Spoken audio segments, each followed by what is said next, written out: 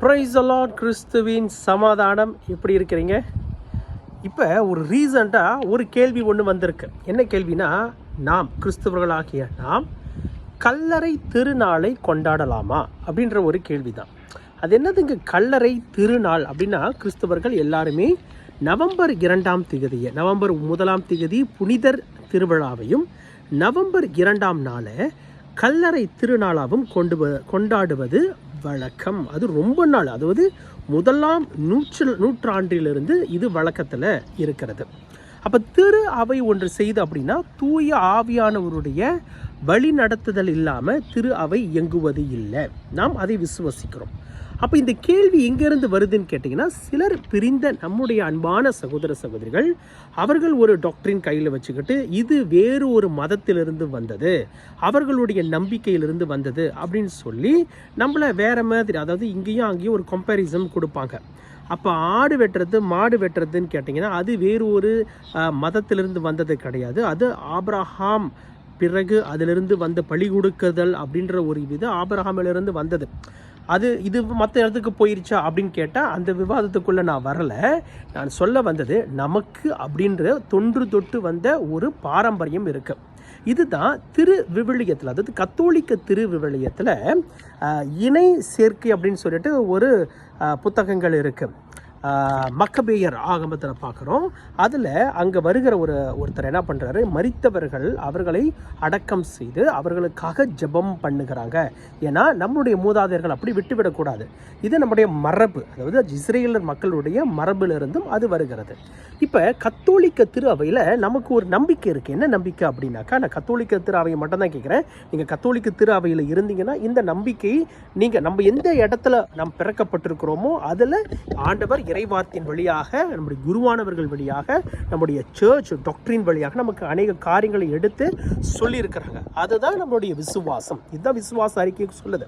நம்முடைய விசுவாச அறிக்கை மரித்தவர்களுடைய ஆன்மாக்களின் உயிர்ப்பித்தல், அந்த ஒரு விசுவாசம். நம்முடைய அந்த நிக்கேயா அப்படின்னு அந்த விசுவாச அறிக்கை படிக்கிறோம் இல்லையா, அந்த விசுவாச அறிக்கையில் நம்ம அதை தெளிவாக பார்க்குறோம். மரித்தவர்கள் உயிர்ப்பு. அப்போ மரித்தவர்கள் உயிர்க்கவில்லை அப்படின்னாக்கா அது விசுவாசமே கிடையாது. இப்போ பிரிந்த சகோதரர்கள் என்ன சொல்கிறாங்க, நீங்கள் மரித்து போனவர்களுக்காக ஜெபிக்கிறீங்க, அவங்களோட வேலை முடிஞ்சிருச்சுன்னு நம்ம எப்படி சொல்ல முடியும்? ஆண்டவர் நீங்கள் இப்படி தான் செய்வீங்க, நீங்கள் இப்படி செய்ய மாட்டீங்கன்னா ஆண்டவருக்கு ஒரு வரையறை போடுவதற்கு நாம் யார்? நம்முடைய விசுவாசம் பெரியது இல்லையா? செத்து போனவர்களுக்கு உயிர்ப்பிக்க செய்கிற ஆண்டவர் தானே. மரித்து போன லாசரை உயிர்ப்பித்த ஆண்டவர் தானே. செத்து போன எலிசபெத் அம்மாளுடைய கர்ப்பப்பையை உயிர்ப்பித்தவரும் ஆண்டவர் தானே. அது கேட்டால் செஞ்சார், கேட்காமையெல்லாம் ஆண்டவர் செஞ்சார். அப்போ கர்த்தருக்கு இதுதான் நீங்கள் செய்யணும், இதுதான் நீங்கள் செய்யக்கூடாதுன்னு சொல்கிறதுக்கு நமக்கு எந்த ஒரு அதிகாரமும் கிடையாது.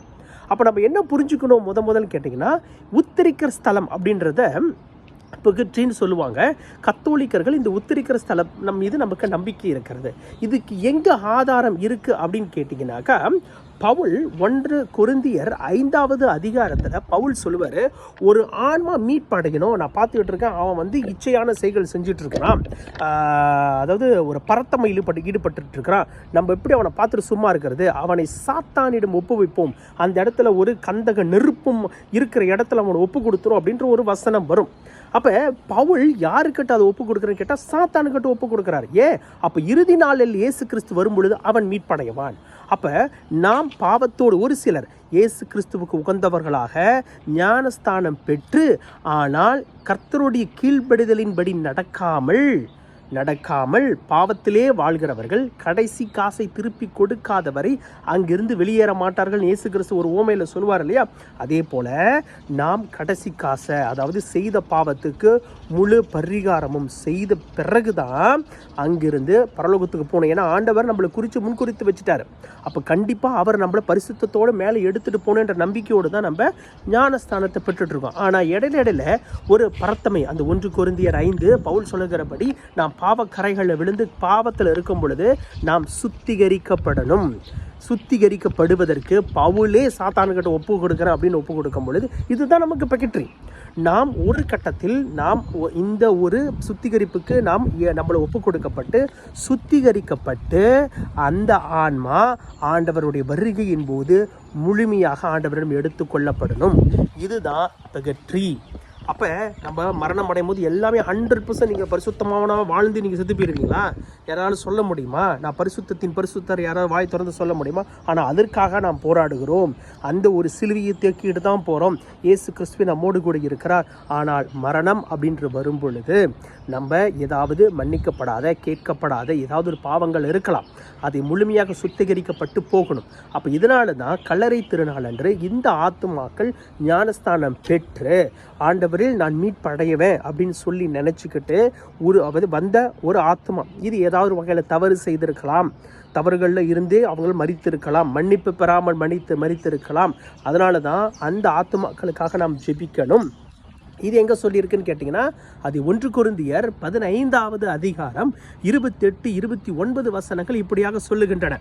அனைத்துமே மகனுக்கு அடிபணியும் போது, நல்லா கவனிங்க, அனைத்துமே மகனுக்கு அடிபணியும் போது நிகழ்காலம் எதிர்வரும் காலம் இறந்த காலம் கூட மகனுக்கு அடிபணியும். தமக்கு அனைத்தையும் அடிப்பணியை செய்த கடவுளுக்கு மகனும் அடிப்பணிவார். அப்போது கடவுளை அனைத்திலும் அனைத்துமாய் இருப்பார். கடவுளுக்கு நிகழ்காலம் இறந்த காலம் எதிர்காலம்லாம் கிடையவே கிடையாது. அவர் எல்லாத்திலும் ஒரே காலம்தான். அவர் கடந்ததையும் போயும் மாற்றுவார், இறந்ததையும் மாற்றி திருப்பி கொடுக்கிறவர் தான் நம்ம ஆண்டவர். மேலும் இதை தான் அடுத்த வசனம் சொல்லுது. 1 கொரிந்தியர் 15வது அதிகாரம் 29வது வசனம் சொல்லுது, மேலும் இறந்தோருக்காக சிலர் திருமுழுக்கு பெறுகிறார்களே. யாரு? யூத ஜனங்களை பார்த்து கொரிந்தியர் மக்களுக்கு அவர் எழுதுகிறாரு. கொரிந்தியர் மக்கள் எல்லாருமே இயேசு கிறிஸ்து ஏற்றுக்கொண்டீங்களான்னு கேட்டிங்களா? இல்லை, அவர்கள் பிறகு தான். அப்போ அவங்களுக்கு சொல்கிறாரு, மேலும் இறந்தோருக்காக சிலர் திருமுழுக்கு பெறீங்களே, செத்து போயிட்டாங்க. அப்போ அவங்களுக்கு நீங்கள் ஞானஸ்தானம் பெறீங்களே, ஏன் செய்கிறீங்க? இறந்தோர் உயிருடன் எழுப்பப்படுவதில்லை என்றால் அவர்களுக்காக ஏன் நீங்கள் திருமுழுக்கு பெறீங்க? செத்து போனவங்களுக்காக நீங்கள் எதுக்குங்க திருமுழுக்கு பெறீங்க? வசனம் சொல்லுது, ஏன் எடுக்கிறீங்க தெரியுமா? அப்போ உங்களுக்கு நம்பிக்கை இருக்கிறதுனால தானே. உங்களுக்கு நம்பிக்கை என்ன? இறந்தவர்களும் ஆண்டவரால் மீட்கப்படுவார்கள் அப்படின்ற அந்த ஒரு விஷயம் இருக்கிறதுனால தானே நீங்கள் திருமுழுக்கு படுறீங்க. அது எதை காமிக்குதுன்னு கேட்டிங்கன்னா, விசுவாசம் தாங்க. நம்முடைய விசுவாசத்தை தான் அது காமிக்குது. நம்முடைய விசுவாசம் எந்த அளவுக்கு இருக்கிறதோ அந்த அளவுக்கு தான். நான் அதுக்குன்னு மூட நம்பிக்கையில் போட சொல்ல, போய் சாம்பிராணியை போட்டுட்டு ஊதுபத்தி கொளுத்திட்டு உளுந்து அதை கும்பிட சொல்லலை. விசுவாசம் என்ன தெரியுங்களா? நான் மரித்த ஆத்துமாக்கள், அதாவது விசுவாசத்தோடு நானும் மீட்பு பெறுவேன் என்ற மரித்து போன ஆத்துமா இருக்காங்களே, அவர்களையும் எனக்கு அவங்க மேலே பங்கு இருக்குது, அவர்களையும் ஆண்டவரிடத்தில் ஒப்பு கொடுக்கிறேன். ஆண்டவர் சொன்ன வாக்கு மாறாதவர். அவர்கள் மீது இரக்கம் கொண்டு அந்த தண்டனை காலம் இருந்துச்சுன்னா, பகற்றில் அந்த தண்டனை காலம், அந்த கந்தக நெருப்பும் அனலும் அவர்கள் இருந்தால் அங்கிருந்து மீட்டு கொண்டு ஆண்டவர் கூட்டிகிட்டு போயிடுவார். இதுதான் எனக்கு இன்னைக்கு நான் அவர்களுக்காக ஜெபிக்கும் பொழுது இந்த ஆத்மா, என்னுடைய ஆத்மாக்காகவும் என்னுடைய குழந்தைகளும் பிறரும் அநேக பேர் ஜெபிப்பாங்க. இந்த விசுவாசத்தை கட்டுறது தான் திரு அவையினுடைய உண்மையான வெளிப்பாடு. கர்த்தர் திரு அவைக்கு கொடுத்த வெளிப்பாடும் இதுதான். திருவெளிப்பாடுன்னு சொல்லுவோம் இல்லையா, அந்த வெளிப்பாடும் இதுதான் அன்னை மரியாளை பின்பற்றி அவங்க அந்த இடத்துல ஒரு அதிதூதராக அங்கே நிற்கிறாங்க. மேலே அவர்களுக்கு கீழே சின்ன தூதர்களாக நம்மளாம் மரித்து அவர்களோடு கூட சேர்ந்து அந்த விண்ணகத்துக்கு போகிறோம். ஆமென், பிரைஸ் தி லார்ட்.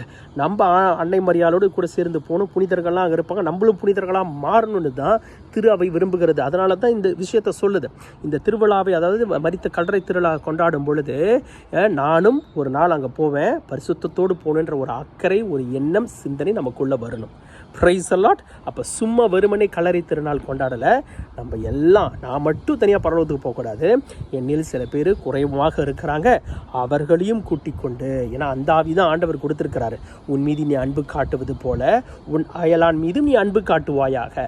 அந்த அன்போடு கூட சேர்ந்த உணர்வு, நம்பிக்கை, விசுவாசம், இவற்றோடு தான் திரு அவை நம்மளை பயணிக்க சொல்லுகிறது. சிந்திக்கலாமா?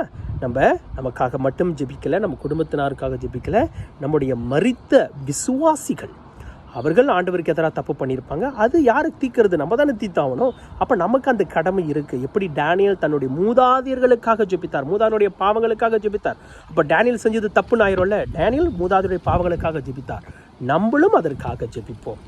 Praise the Lord. நம்முடைய ஜெபத்தை, அந்த ஒரு எளிமையான ஜெபத்தை கர்த்தர் மறுதளிப்பதே கிடையாது. அவர் உண்மையுள்ளவர், சத்தியத்தின் தேவன். அந்த சத்தியம் தான் நம்மளை விடுதலையாக்கும். இயேசுவே உண்மையான தேவன், அவரே நமக்கு விடுதலை கொடுப்பார். Praise the Lord. ஹல்லேலூயா.